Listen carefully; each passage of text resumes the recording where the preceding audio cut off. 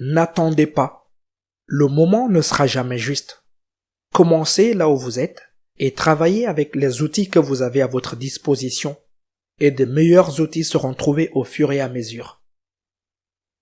Bienvenue sur l'école de la vie, l'endroit où des gens passionnés par ce que signifie vivre une vie élégante, belle et réussie viennent profiter, partager et discuter de leur propre vision de la vie. Si vous n'êtes pas encore abonné à cette chaîne, vous ratez quelque chose. Pendant longtemps, j'ai pensé à créer cette chaîne. J'ai mûri l'idée dans mon esprit et je l'ai ruminée sans cesse. J'ai imaginé le design parfait et le contenu idéal. J'ai pensé à mon prospect et à la façon dont je structurerais la chaîne. Et en pensant à toutes ces choses, j'ai ressenti un sentiment d'accablement. Il y avait tellement de parties et de pièces que je devais aborder. Comment pourrais-je jamais y arriver? Quand je pense à ce sentiment, je pense à cette citation de George Herbert. Herbert dit « N'attendez pas, car le moment ne sera jamais venu. Commencez là où vous êtes et travaillez avec les outils que vous avez à votre disposition et de meilleurs outils seront trouvés au fur et à mesure. La vérité est que le moment ne sera jamais parfait. Mais quand j'ai commencé, je n'étais pas prêt. Je n'étais pas préparé. Je n'avais pas toutes les pièces du proverbial puzzle en place. Je me sentais perdu et confus. Et quand j'ai lancé ma chaîne, personne n'est venu. J'ai vu 1 ou 2 visiteurs se présenter sporadiquement au cours d'une journée. Je me suis dit, ce n'était pas le bon moment. Je devrais peut-être l'arrêter. Comment allais-je alors trouver des visiteurs? Qui allait consommer mon contenu? Mon design était affreux. Personne ne regardait mes vidéos. Je pourrais continuer encore et encore. Le fait est que je n'étais pas préparé et que le moment n'était pas propice. Mais ça ne le sera jamais. Mais quelque chose se passe quand on commence. Quelque chose se produit dans l'esprit et une évolution d'idées et d'actions commence à se déployer. C'est une série d'événements remarquables et miraculeux qui vous conduit silencieusement vers la soi-disant terre promise. Si je ne m'étais pas lancé, je serais encore en train d'y penser et de ruminer l'idée dans mon esprit. N'attendez pas que le moment soit idéal. Ce ne sera jamais le bon moment. Ce n'est pas possible. Peu importe le nombre de cases que vous avez cochées, toutes les étoiles ne seront jamais alignées. Ce ne sera pas le cas. Alors pourquoi attendre? Pourquoi hésiter un instant de plus? Quand je pense à cette chaîne, je réalise à quel point ces mots sont vrais. Il y a quelque chose à dire sur le fait d'aller de l'avant, même dans les moments difficiles où l'on ne se sent pas à l'aise pour faire quelque chose. Mais je connais le sentiment d'être frappé par la peur de faire quelque chose de nouveau. Lorsque j'ai lancé mon podcast L'école de la vie, j'y avais pensé et j'avais repoussé l'échéance pendant des années. Je savais que je devais le faire, mais je n'arrivais pas à le faire pour une raison quelconque. Cependant, lentement mais sûrement, j'ai pris de la vitesse. Avec le temps, je me suis aussi beaucoup amélioré en matière de podcasting. Mais il fallait bien que je commence quelque part, n'est-ce pas? Je devais commencer à un moment donné et je savais que ce ne serait jamais parfait ni le bon moment pour le faire. Cependant, trop souvent, nous attendons le moment idéal pour faire les choses. Pas seulement dans le domaine des affaires. Je parle aussi de tout ce qui concerne nos habitudes, nos objectifs et nos rêves. Nous attendons que le moment soit propice et nous en faisons dépendre notre bonheur. Ce n'est pas une façon de vivre ça. Parce que rien ne va vous rendre heureux. Le bonheur vient de l'intérieur, alors n'attendez pas. Sortez et faites-le. Trouvez la chose que vous avez le plus longtemps repoussée et faites-la, maintenant. Une de mes armes secrètes pour faire les choses est ce que j'ai appelé l'approche des micro-changements.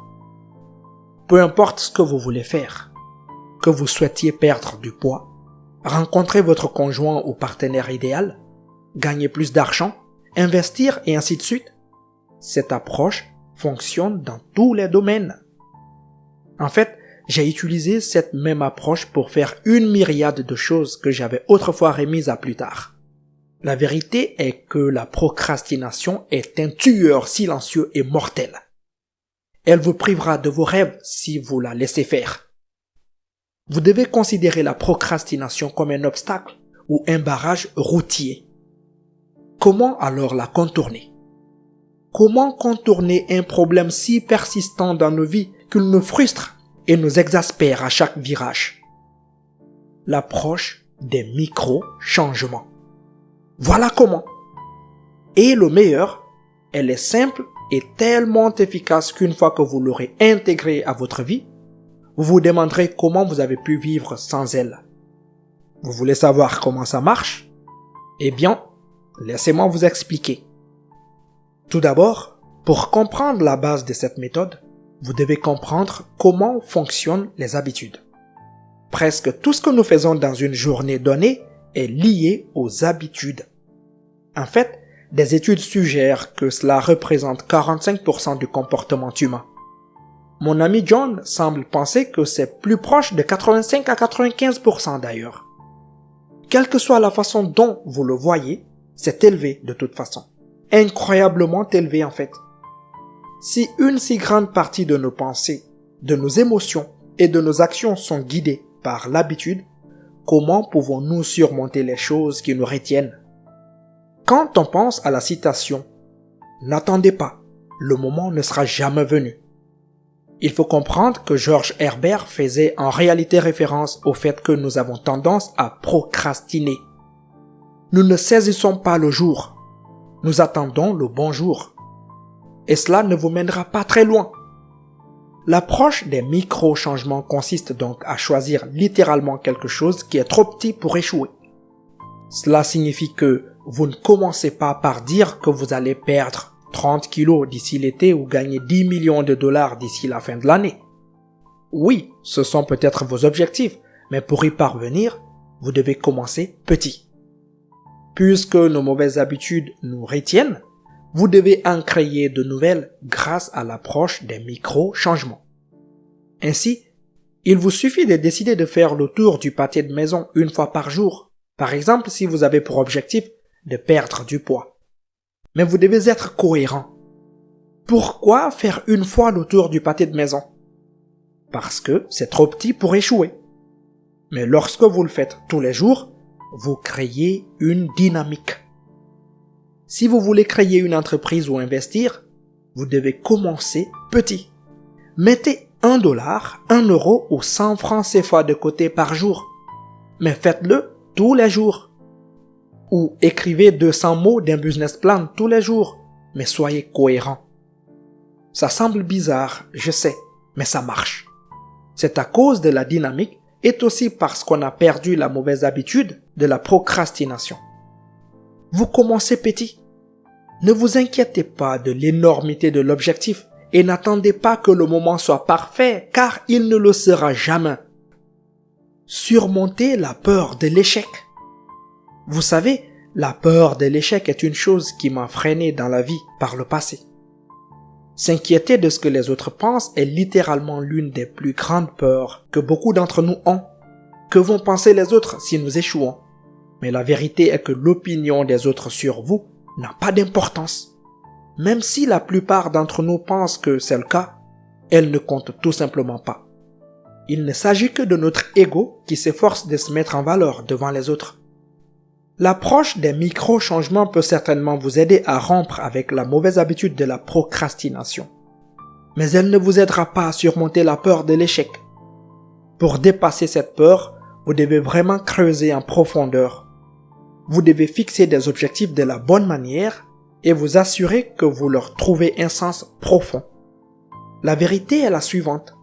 Si vous vous fixez un objectif qui a suffisamment de sens, vous ferez tout pour surmonter ce qui vous retient, même la peur de l'échec. Mais vous devez l'écrire. Des études confirment que vous ne pouvez pas fixer des objectifs dans votre esprit. Lorsque vous faites cela, ils restent dans l'abstrait et ne se concrétisent pas. En fait, la meilleure façon de fixer des objectifs est de les écrire à la main. Même le fait de les taper dans un téléphone ou dans un ordinateur n'est pas aussi significatif. Prenez le temps d'écrire minutieusement les mots et le sens que vous associez à ces objectifs. Creusez profondément. Parce que vous ne trouverez pas le vrai sens dans votre tête. Il doit venir de votre cœur. Lorsque vous trouvez des raisons suffisantes profondes pour atteindre de grands objectifs, rien ne se mettra en travers de votre chemin. Pas la procrastination, ni la peur de l'échec. Rien. Et vous réaliserez qu'il n'y a pas de temps à perdre et que le moment n'est jamais vraiment venu. Mais sans trouver ce sens, vous aurez du mal à surmonter la peur de l'échec et vous procrastinerez. Alors commencez quelque part. Fixez-vous de grands objectifs, mais commencez aussi par des actions qui sont trop petites pour que vous ne puissiez pas échouer. C'est la clé, l'astuce, si vous voulez. J'ai un ami qui dit souvent que le moment, c'est maintenant. Et le moment est venu de poursuivre vos rêves.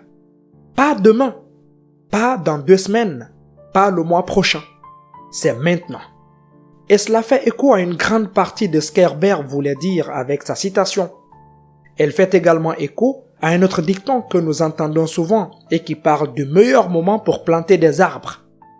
En fait, c'est un vieux proverbe chinois. Il dit que le meilleur moment pour planter un arbre était il y a 20 ans. Le deuxième meilleur moment est maintenant. C'est-à-dire, si vous avez raté de planter un arbre il y a 20 ans, vous pouvez le faire maintenant, aujourd'hui. Nous passons une trop grande partie de notre vie à attendre que quelque chose se passe avant de pouvoir agir. C'est comme si nous attendions la permission d'un événement quelconque. Ce n'est pas comme ça que ça marche. Si vous pensez ainsi, alors vous avez ma permission de commencer maintenant. Commencez. En cet instant.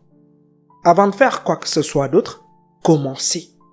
Ce sera lent, ce sera douloureux, cela va crier contre chaque fibre de votre être et vous aurez probablement envie d'abandonner plusieurs fois en cours de route. Cependant, lorsque vous commencez et que vous continuez, votre élan remplace cette voix lancinante dans votre esprit. Les petites victoires en cours de route vous aident à atteindre vos objectifs. Pourquoi pensez-vous que les alcooliques anonymes disent qu'il faut prendre les choses un jour après l'autre? C'est parce que la consommation d'alcool est tellement habituelle et tellement ancrée dans votre esprit et dans votre corps que l'idée d'arrêter est un objectif énorme qui va à l'encontre de tout ce que vous avez fait pendant des années, voire des décennies. Mais lorsque vous ne pensez qu'à aujourd'hui ou à ce moment précis, c'est plus facile à gérer. En fait, un jour à la fois est un objectif trop petit pour échouer. C'est aujourd'hui, pas demain. Ne parlez pas de mois, d'années ou de décennies. C'est aujourd'hui. En ce moment même, ce jour, c'est trop petit pour échouer. Tout comme faire le tour du pâté de maison une fois, ou économiser $1, 1 euro, 100 francs CFA, 500 francs CFA, ce que vous pouvez. Mais faites-le tous les jours et soyez cohérent et constant. Ces objectifs sont trop petits pour échouer. Alors pourquoi ne pas essayer? Toute discipline commence par une petite action et se développe au fil du temps. Pour ne rien rater de nos prochains épisodes, n'oubliez pas de vous abonner à la chaîne et d'activer la cloche de notification. Si vous avez aimé cette vidéo, n'hésitez pas à la partager avec vos proches, liker et commenter.